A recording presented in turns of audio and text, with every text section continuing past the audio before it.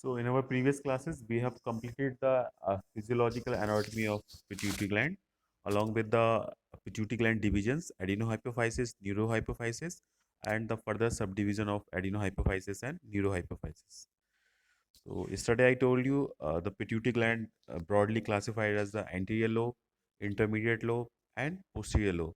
The anterior lobe secretes six hormone, intermediate lobe secrete one hormone, and the posterior lobe secrete two hormone. ठीक है. Then I told you there is a acidophils and basophils. Acidophils have the SMC and basophils had TGL. SMC, S for somatotrophic hormone, उसी का दूसरा नाम है growth hormone. सोमेटोट्रॉपिक hormone, उसी का दूसरा नाम है ग्रोथ हार्मोन. ठीक है. तो अब हम पढ़ते हैं कि आपकी बॉडी में सोमेटोट्रॉपिक हार्मोन या ग्रोथ हार्मोन करता क्या है बेसिकली. तो सबसे इम्पोर्टेंट नेचुरल से नाम से पता चल रहा है, इसका नाम ही है ग्रोथ. तो ये आपकी बॉडी में ग्रोथ के लिए रेस्पॉन्सिबल होगा, है ना. और ग्रोथ कब होती है? जब आपकी बॉडी में मेटाबॉलिज्म होती है, आप खाना खाते हैं, वो खाना या तो यूज़ हो जाता है एनर्जी देने के लिए या स्टोर हो जाता है. तो जब आपकी बॉडी में मेटाबॉलिज्म होती है तो आपकी बॉडी में ग्रोथ होगी. तो जो ग्रोथ हार्मोन का जो पहला फंक्शंस है, that is metabolic effect of growth hormone. ठीक है. तो ग्रोथ हार्मोन का मेटाबॉलिज्म पे इफेक्ट है. अब मेटाबॉलिज्म किसकी होती है? कार्बोहाइड्रेट की होती है, प्रोटीन्स की होती है और फैट की होती है ना. और किसी चीज़ की तो होती नहीं. तो मेटाबॉलिज्म कार्बोहाइड्रेट की, प्रोटीन्स की और फैट पे होगी. तो नेचुरल सी बात है, जो इसका मेटाबॉलिक इफेक्ट है वो कार्बोहाइड्रेट की मेटाबॉलिज्म पे, प्रोटीन की मेटाबॉलिज्म पे और लिपिड्स की मेटाबॉलिज्म पे देखा जाएगा. तो बेसिकली अगर हम शॉर्ट में पढ़ें कि लिपिड पे क्या करता है, फैट पे क्या करता है, प्रोटीन पे क्या करता है, तो इन द शॉर्ट, प्रोटीन पे क्या करता है? प्रोटीन का सिंथेसिस बढ़ा देता है. मतलब आपकी बॉडी में ज़्यादा प्रोटीन बनने लगते हैं. ज़्यादा प्रोटीन बनने लगते हैं मतलब प्रोटीन की एनाबॉलिज्म बढ़ा देता है. आपकी बॉडी में ज़्यादा प्रोटीन बनने लगेंगे. ठीक है. जब प्रोटीन बनेंगे तभी तो मसल्स ग्रोथ होगी, तभी तो आपकी बॉडी डेवलप होगी. तो यही तो उसका नाम है ना, ग्रोथ हार्मोन. तो आपकी बॉडी की ग्रोथ कब होगी? जब आपकी बॉडी का स्ट्रक्चरल टिश्यू, जब आपकी बॉडी के अंदर प्रोटीन बढ़ेंगे तभी तो आपकी बॉडी ग्रोथ होगी. तो प्रोटीन पे क्या काम कर रहा है? सिंथेसिस ऑफ प्रोटीन बढ़ा रहा है. ठीक है. फिर हमने पढ़ा फैट पे भी कुछ काम करता है. तो फैट पे क्या काम करता है? Mobilisation of lipids. Mobilisation of lipids का मतलब क्या है? कि कहीं पे किसी का एडिपोज टिश्यू, फैट बहुत ज़्यादा उसकी बॉडी में स्टोर है, तो वो स्टोर फैट को क्या करेगा? मूव कर देगा, सर्कुलेशन में ले आएगा. सपोज किसी के क्या कहते हैं, पेट के चारों तरफ मोटे मोटे फैट के टिश्यू स्टोर है, that is known as adipose tissue. तो एडिपोज टिश्यू में जो फैट स्टोर है, उस स्टोर फैट को सर्कुलेशन में ले आएगा. ठीक है. तो हम क्या पढ़ रहे थे? बेसिकली हम ग्रोथ हार्मोन पढ़ रहे थे. और ग्रोथ हार्मोन के जो काम थे, वो ग्रोथ हार्मोन के काम, सबसे पहला इंपॉर्टेंट काम था मेटाबॉलिज्म पे इफेक्ट. वो प्रोटीन की मेटाबॉलिज्म भी हो सकती है, वो कार्बोहाइड्रेट की भी हो सकती है, वो लिपिड्स की भी हो सकती है. तो जो हमने प्रोटीन की मेटाबॉलिज्म थी, उसमें क्या रोल था कि ये प्रोटीन की सिंथेसिस को बढ़ा देता है, आपकी बॉडी में प्रोटीन की एनाबॉलिज्म को बढ़ा देता है. ठीक है. लिपिड्स के केस में क्या केस था कि ये जब एडिपोज टिश्यू, जो आपकी बॉडी में फैट स्टोर है, उस स्टोर फैट का मोबिलाइजेशन बढ़ा देता है. मतलब जो फैट स्टोर है, वो स्टोर फैट मोबिलाइज हो जाता है, मतलब सर्कुलेशन में आ जाता है. That is mobilisation of lipids. और कार्बोहाइड्रेट पे क्या काम करता है? Conservation of carbohydrate. कार्बोहाइड्रेट को रोक के रखता है ताकि एनर्जी की जरूरत हो तो आपको बॉडी को एनर्जी प्रोवाइड कर दे. तो मेटाबॉलिज्म अगर हम शॉर्ट में पढ़ेंगे, कोई पूछेगा प्रोटीन पे क्या काम करेगा ग्रोथ हार्मोन, तो प्रोटीन पे क्या काम करेगा? प्रोटीन की एनाबॉलिज्म बढ़ा देगा. फैट पे क्या काम करेगा? लिपिड्स पे आपकी बॉडी बॉडी में जो स्टोर फैट है उसका मोबिलाइजेशन करेगा. मतलब फैट की कैटाबॉलिज्म बढ़ाएगा, फैट को तोड़ेगा ताकि फैट जो है टूट के एनर्जी प्रोवाइड करे. हाँ. प्रोटीन की एनाबॉलिज्म बढ़ा रहा था और लिपिड्स की क्या बढ़ा रहा है? कैटाबॉलिज्म. देन कार्बोहाइड्रेट का क्या रोल है? कार्बोहाइड्रेट मेटाबॉलिज्म में क्या रोल है? कार्बोहाइड्रेट को कंजर्व करके रखता है, कार्बोहाइड्रेट को स्टोर करके रखता है कि जब बॉडी को जरूरत पड़े एनर्जी की तो कार्बोहाइड्रेट एनर्जी दे. तो प्रोटीन की एनाबॉलिज्म बढ़ा रहा है, लिपिड्स की कैटाबॉलिज्म बढ़ा रहा है और कार्बोहाइड्रेट का कंजर्व करके रख रहा है. ठीक है. ये तो हमने ब्रीफ में पढ़ लिया. अब हम डिटेल में पढ़ेंगे कि प्रोटीन मेटाबॉलिज्म कैसे करता है. तो जो ग्रोथ हार्मोन है वो प्रोटीन की सिंथेसिस बढ़ा देता है. कैसे बढ़ा देता है? उसके कुछ पॉइंट्स हैं. तो increase the amino acid transport through the cell membrane. तो आपकी बॉडी की जो बेसिक स्ट्रक्चर यूनिट है वो क्या है? सेल. तो सेल के अंदर increase the amino acid transport through the cell membrane, मतलब सेल के अंदर अमीनो एसिड्स मतलब प्रोटीन ज़्यादा जाने लगेंगे। जब सेल के अंदर प्रोटीन ज़्यादा जाएंगे तभी तो सेल स्ट्रांग होगी। तो क्या करता है ये, अमीनो एसिड्स को सेल के अंदर भेजने लगता है, अमीनो एसिड्स को सेल के अंदर भेजने लगता है। सेकंड क्या करता है, इंक्रीज आरएनए ट्रांसलेशन, मतलब आरएनए भी प्रोटीन से मिलके बने हैं, deoxy ribonucleic acid, ribonucleic acid, वो भी न्यूक्लिक एसिड एक तरह की प्रोटीन है। तो ये क्या करता है, आरएनए की सिंथेसिस को बढ़ा देता है। ठीक है, increase the transcription of DNA to RNA, deoxyribonucleic acid को आरएनए राइबोन्यूक्लिक एसिड में कन्वर्ट कर देता है। तो पहला काम किया था, अमीनो एसिड्स को सेल के अंदर बढ़ा रहा था, अमीनो एसिड्स को सेल के अंदर बढ़ा रहा था। दूसरा काम क्या था, आरएनए को बढ़ा रहा था। तीसरा काम क्या था, डीएनए को आरएनए में कन्वर्ट कर रहा था, है ना। चौथा काम क्या है कि प्रोटीन की कैटाबॉलिज्म को कम कर रहा है, प्रोटीन की एनाबॉलिज्म को बढ़ा रहा था और प्रोटीन की कैटाबॉलिज्म को कम कर रहा है। अब एनाबॉलिज्म और कैटाबॉलिज्म क्या होती है, शायद मैंने पहले बताया हो, मेटाबॉलिज्म दो प्रोसेस से मिलकर बनी है, एक एनाबॉलिज्म और दूसरी कैटाबॉलिज्म। एनाबॉलिज्म का मतलब चीज़ों का बढ़ना, चीज़ों का स्टोर होना। कैटाबॉलिज्म का मतलब चीज़ों का घटना, चीज़ों का टूटना। आपकी बॉडी में प्रोटीन बने बने बने, दैट इज एनाबॉलिज्म। प्रोटीन टूटती जाए टूटती जाए टूटती जाए, दैट इज कैटाबॉलिज्म। तो इसका बेसिक रोल क्या था, प्रोटीन की एनाबॉलिज्म को बढ़ा रहा था और प्रोटीन की कैटाबॉलिज्म को कम कर रहा था।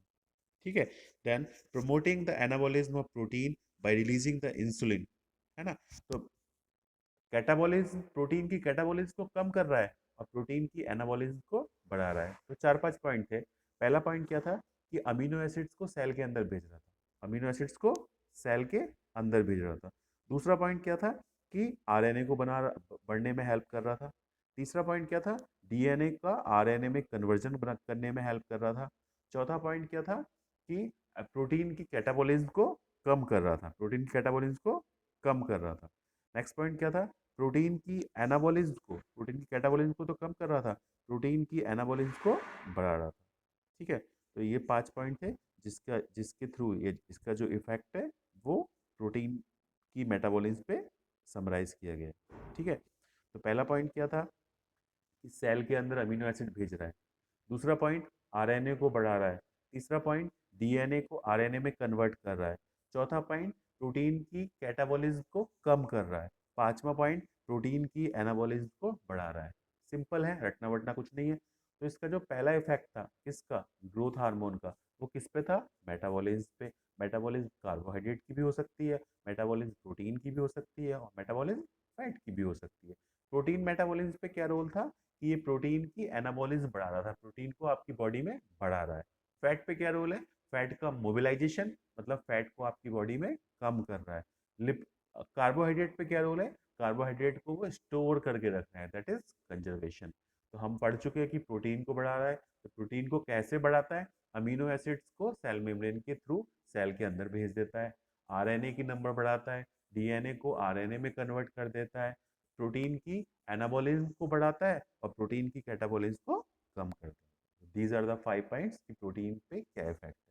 Next we will see on fat metabolism. तो जैसा कि हम पढ़ चुके हैं कि बेसिकली क्या करता है, mobilisation of fat, mobilisation of fat, मतलब किसी के अगर पेट के चारों तरफ मोटे मोटे मांस के टुकड़े हैं, मतलब एडिपोज टिश्यू है, तो वो क्या करेगा, उस स्टोर फैट को सर्कुलेशन में घुमा देगा।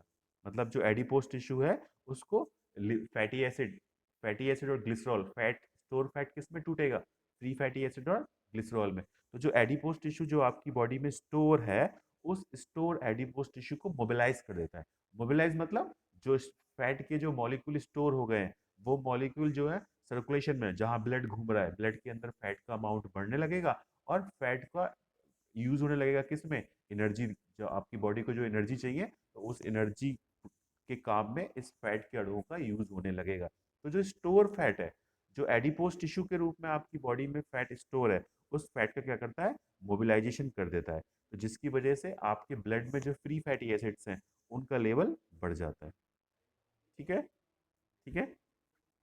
नेक्स्ट इसका काम क्या है कि stimulate the gluconeogenesis mainly in the liver, stimulate gluconeogenesis. हाँ, तो कार्बोहाइड्रेट के सोर्स से ग्लूकोज का बनना ग्लूकोजेनेसिस, और ग्लूकोन्यूजेनेसिस मतलब नॉन कार्बोहाइड्रेट के सोर्स से, मतलब दो चीज़ें हैं, जब मैंने शायद आपको वो पढ़ाया होगा कार्बोहाइड्रेट मेटाबॉलिज्म, तब बताया होगा मैंने ग्लूकोजेनेसिस एंड ग्लूकोन्यूजेनेसिस। तो कार्बोहाइड्रेट के सोर्स से ग्लूकोज का बनना, कार्बोहाइड्रेट से ग्लूकोज का बनना, दैट इज ग्लूकोजेनेसिस। और एक और टर्म है gluconeogenesis. What do you mean by gluconeogenesis? मतलब कार्बोहाइड्रेट के अलावा मैं बोल रहा हूँ, तो that may be the protein, that may be the fat. तो प्रोटीन से या फैट से ग्लूकोज का बनना, हाँ, कार्बोहाइड्रेट से ग्लूकोज का बनना ग्लूकोजेनेसिस। कार्बोहाइड्रेट के अलावा और दूसरे सोर्सों से ग्लूकोज का बनना। अब कार्बोहाइड्रेट के अलावा सोर्स क्या हो सकते हैं? या तो प्रोटीन हो सकते हैं या फैट हो सकते हैं। तो ग्लूकोन्यूजन, ये सब कहाँ होती है प्रोसेस? ये सब लीवर में होती है। तो आपके लीवर में नॉन कार्बोहाइड्रेट सोर्स से ग्लूकोज का बनना बढ़ा देता है, दैट इज ग्लूकोन्यूजेनेसिस को स्टिमुलेट कर देता है। Next we will see the growth hormone is a ketogenetic to increase hepatic oxidation of fatty acid to ketone bodies.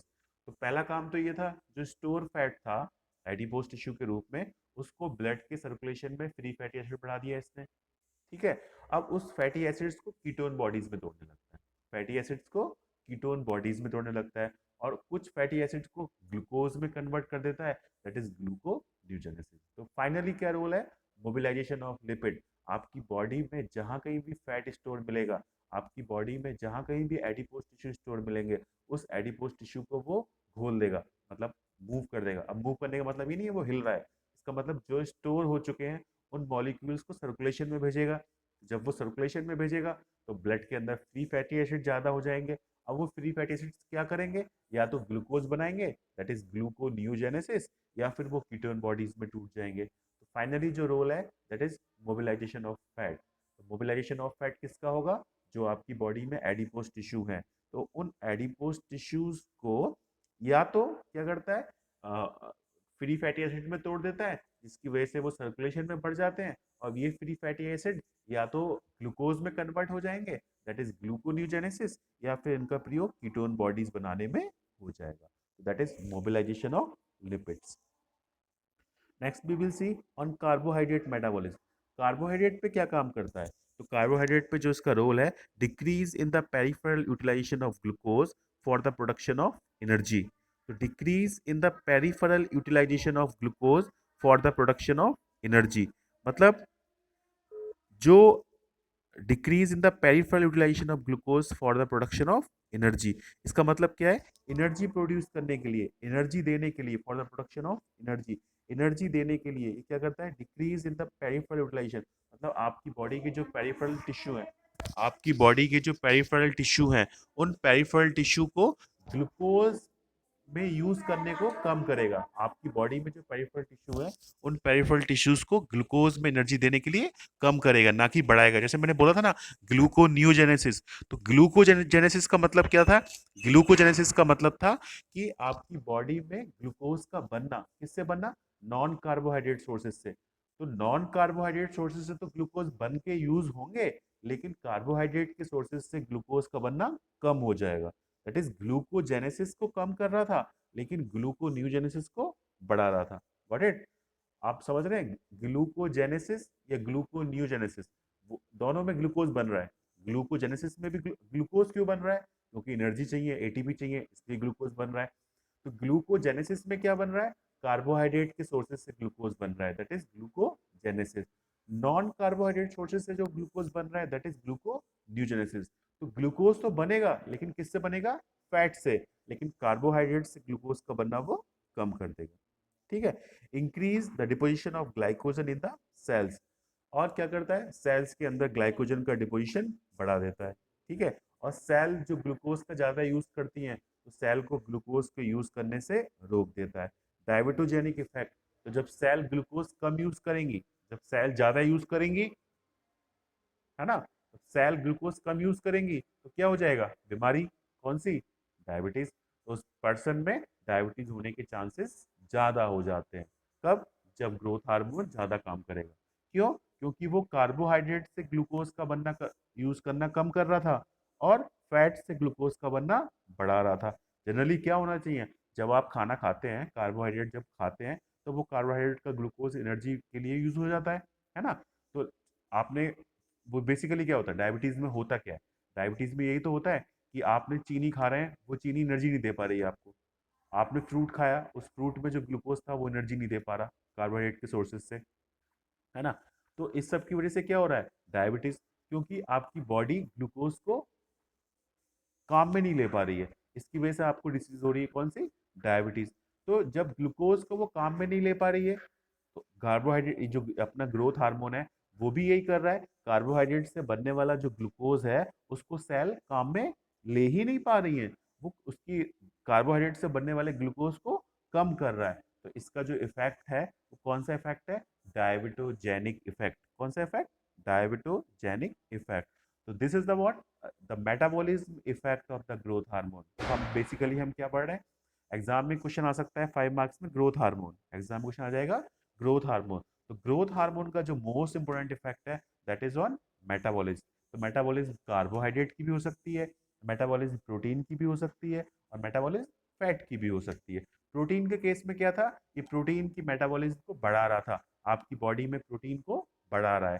Fat के केस में क्या है, आपकी बॉडी में फैट को मोबिलाइजेशन, आप फैट को मोबाइल कर रहा है। और कार्बोहाइड्रेट के केस में क्या है कि ये कार्बोहाइड्रेट को स्टोर करके रख रहा है। ठीक है, प्रोटीन को कैसे बढ़ा रहा था, उसके मैंने 4-5 एग्जांपल दिए कि अमीनो एसिड्स को सेल के अंदर एंट्री बढ़ा देता है ना। दूसरा काम क्या करता है, ये आरएनए का बढ़ा देता है। तीसरा काम, डीएनए से आरएनए में कन्वर्ट कर देता है। चौथा काम, प्रोटीन की कैटाबॉलिज्म को कम कर देता है और प्रोटीन की एनाबॉलिज्म को बढ़ा देता है। Next we will see fat पे क्या रोल था।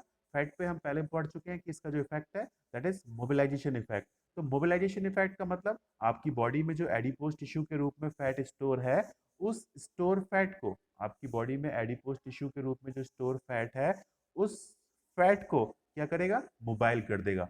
मोबाइल मतलब सर्कुलेशन में भेज देगा, ब्लड में भेज देगा।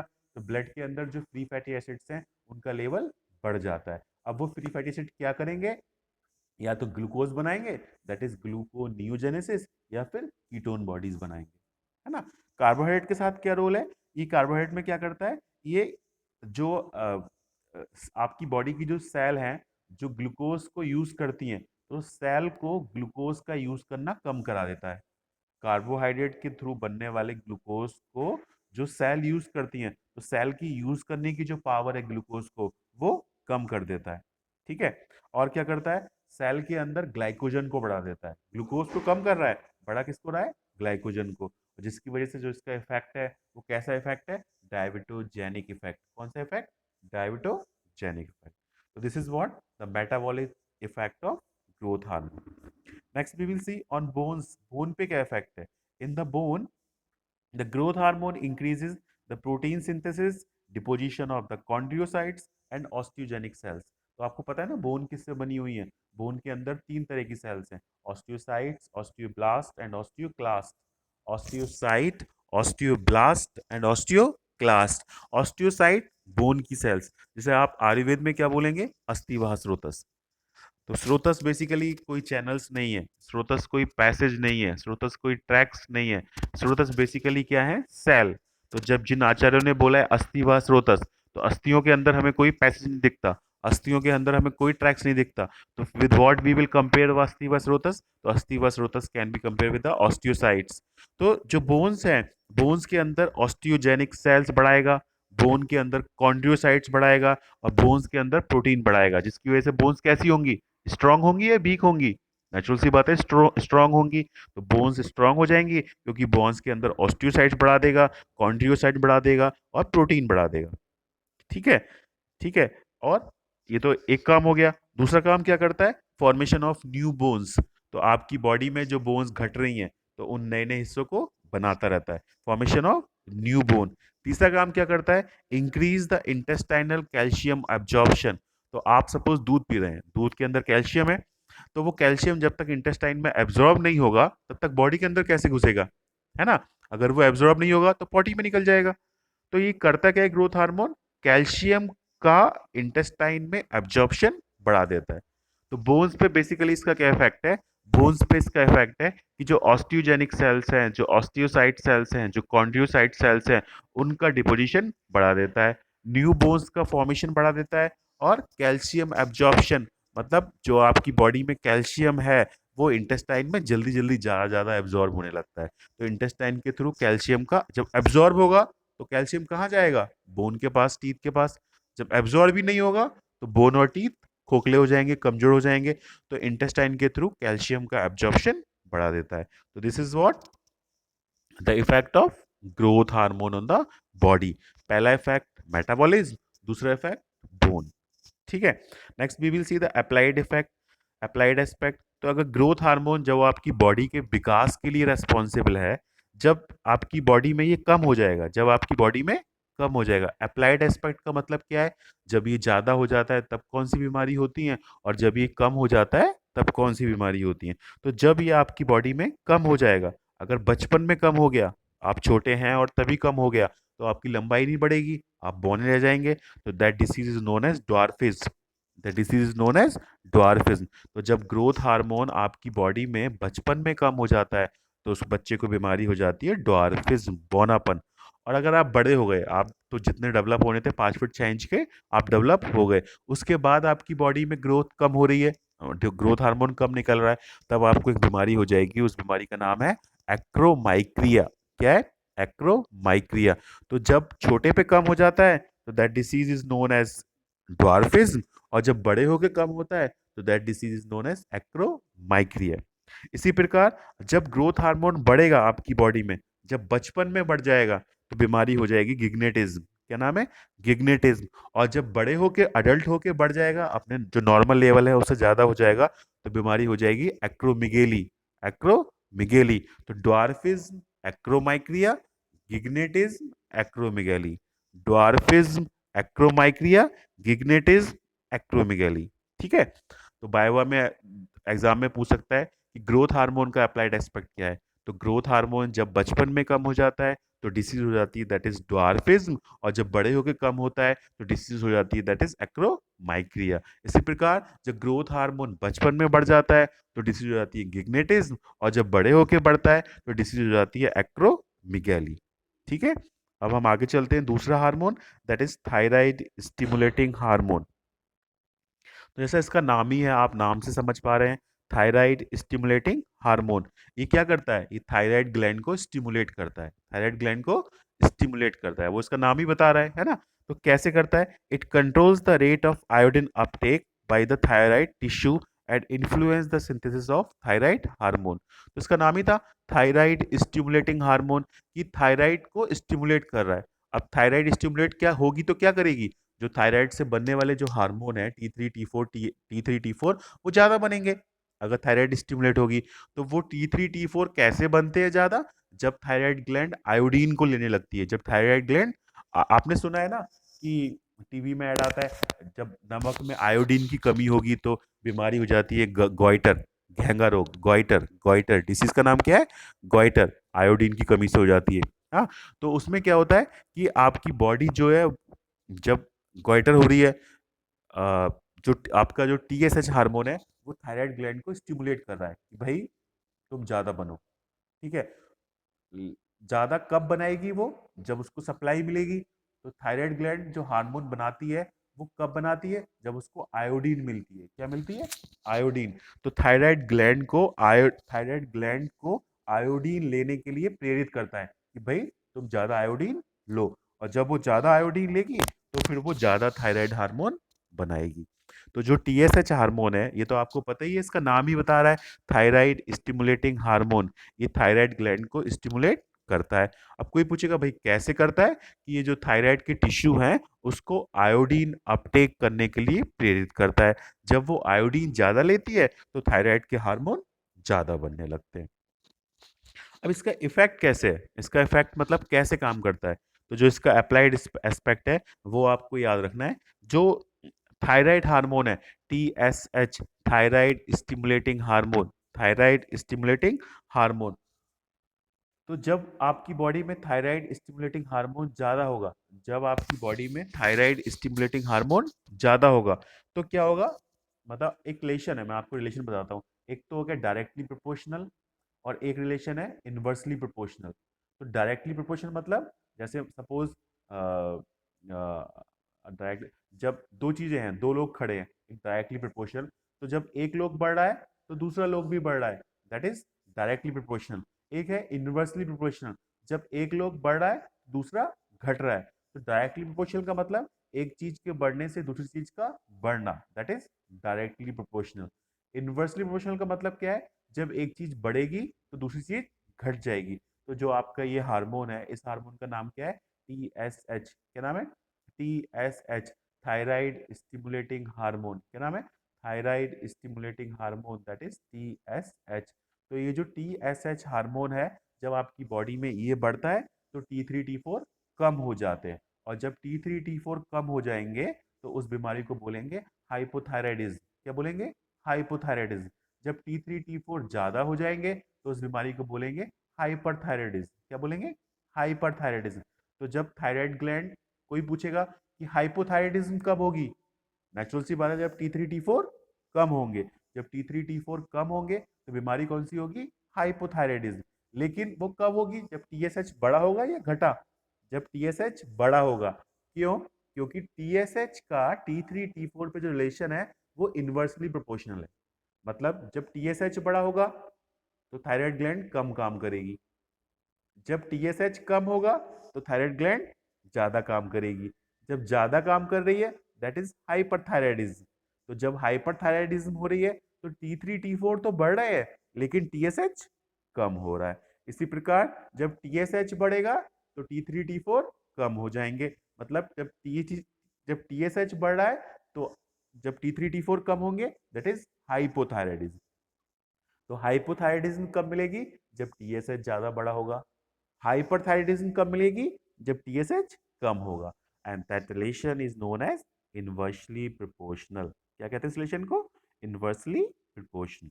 ठीक है, तो हमने अभी क्या पढ़ा, हमने अभी पढ़ा व्हाट, कि ग्रोथ हार्मोन कैसे काम कर रहा है। दूसरा हमने पढ़ा थायराइड स्टिमुलेटिंग हार्मोन कैसे काम कर रहा है। तो नाम ही था इसका थायराइड स्टिमुलेटिंग। सबको पता है भाई ये थायराइड का स्टिमुलेशन बढ़ा देता है, लेकिन कैसे बढ़ाता है, कि जो थायराइड के टिश्यूज हैं उनको आयोडीन अपटेक करने के लिए प्रेरित करता है। जब थायराइड के टिश्यू ज्यादा आयोडीन लेंगे तो फिर वो ज्यादा T3 T4 बनाएंगे। लेकिन इसका जो रिलेशन है वो हमेशा याद रखना है। कौन सा रिलेशन है, इनवर्सली प्रोपोर्शनल। कौन सा रिलेशन है, inversely proportional. ठीक है, next we will see the next hormone, that is ACTH. ACTH, adrenocorticotropic hormone. Adrenocorticotropic hormone, ACTH. ACTH, adrenocorticotropic hormone. तो आपकी बॉडी में एक ग्लैंड होती है, उस ग्लैंड का नाम है एड्रीनल ग्लैंड। क्या नाम है, एड्रीनल ग्लैंड। उसी एड्रीनल ग्लैंड को क्या बोला जाता है, सुप्रारीनल ग्लैंड। क्या बोला जाता है, सुप्रारीनल ग्लैंड। उस ग्लैंड के दो पार्ट होते हैं, बाहर वाला पार्ट कॉर्टेक्स कहलाता है, अंदर वाला पार्ट मेडुला कहलाता है। बाहर वाला पार्ट कॉर्टेक्स कहलाता है और अंदर वाला पार्ट मेडुला कहलाता है। तो ये जो हार्मोन निकल रहा था इसका नाम क्या था, एड्रीनोकॉर्टिकोट्रोपिक हार्मोन। तो ये जो एड्रीनोकॉर्टिक कॉर्टिकोट्रोपिक हार्मोन है ये बहुत जरूरी है, किसके लिए, एड्रीनल कॉर्टेक्स की सिक्रेटरी एक्टिविटीज को बढ़ाने के लिए। मतलब एड्रीनल के कॉर्टेक्स से, एड्रीनल ग्लैंड के कॉर्टेक्स से, एड्रीनल ग्लैंड के कॉर्टेक्स जो भी काम कर रहे हैं वो काम ठीक ठाक होते रहे। कब ठीक ठाक होंगे, जब ACTH सही से बताएगा उनको कि भाई तुम ठीक से काम करो। तो जो ACTH हार्मोन है वो एड्रिनल ग्लैंड के कॉर्टेक्स का काम करने को ठीक ठाक ढंग से बनाए रखता है। इंग्लिश में कैसे लिखेंगे, the ACTH is necessary for the structural integrity and the secretory activity of adrenal cortex. It also have the action on mobilization of fat from the tissue, है ना। तो ये क्या करता है, एक तो इसका ये इंपॉर्टेंट काम हो गया एड्रीनोकॉर्टिकोट्रोपिक हार्मोन।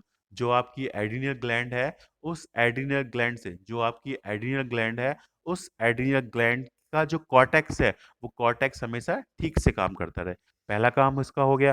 दूसरा काम क्या है इसका, जो आपकी सेल है, जो आपके टिश्यू हैं, उनसे मोबिलाइजेशन ऑफ द फैट, उन सेल से, उन टिश्यू से फैट को बाहर कर देता है। मोबिलाइजेशन ऑफ द फैट और द फ्रॉम द सेल और टिश्यू। तो ये इसका काम हो गया। तो आपको कैसे याद रखना है, ACTH, एड्रीनोकॉर्टिकोट्रोपिक हार्मोन। तो बेसिकली एड्रीनोकॉर्टिकोट्रोपिक हार्मोन क्या करता है, एड्रीनल ग्लैंड का जो कॉर्टेक्स वाला पार्ट है उसको ठीक से काम करने के लिए प्रेरित करता है ताकि वो अपने हार्मोन सही से बनाए। ठीक है, अब इसका जो इफेक्ट है वो कैसे देखा जाएगा? तो आपकी बॉडी में जब एसीटीएच हार्मोन ज़्यादा हो जाता है, आपकी बॉडी में जब जैसे हमने पढ़ा था टीएसएच, उसका जो रिलेशन था, that relation was inversely proportional. जब एक बढ़ रहा था तो दूसरा घट रहा था। लेकिन जो एसीटीएच का रिलेशन है वो इनवर्सली प्रोपोर्शनल नहीं है, डायरेक्टली प्रोपोर्शनल है। जब एसीटीएच बढ़ेगा तो एड्रिनल कॉर्टेक्स के हार्मोन भी बढ़ेंगे, जब एसीटीएच कम होगा तो एड्रिनल कॉर्टेक्स के हार्मोन भी कम होंगे। तो जब भी कभी आपकी बॉडी में एसीटीएच का लेवल बढ़ जाता है तो आपको एक बीमारी हो जाएगी। उस बीमारी का नाम है एडिशन डिसीज। क्या नाम है? एडिसन। एडिशन कौन थे? एडिसन एक वैज्ञानिक थे जिन्होंने पहली बार बल्ब खोजा था, जिन्होंने पहली बार बल्ब खोजा था।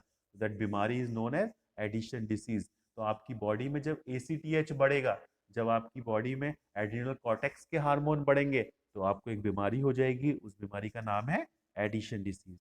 इसी प्रकार जब आपकी बॉडी में एसीटीएच कम होगा तब आपको एक बीमारी हो जाएगी जिसमें एड्रिनल के हार्मोन कम हो जाएंगे, दैट इज हाइपोएड्रिनलिज्म।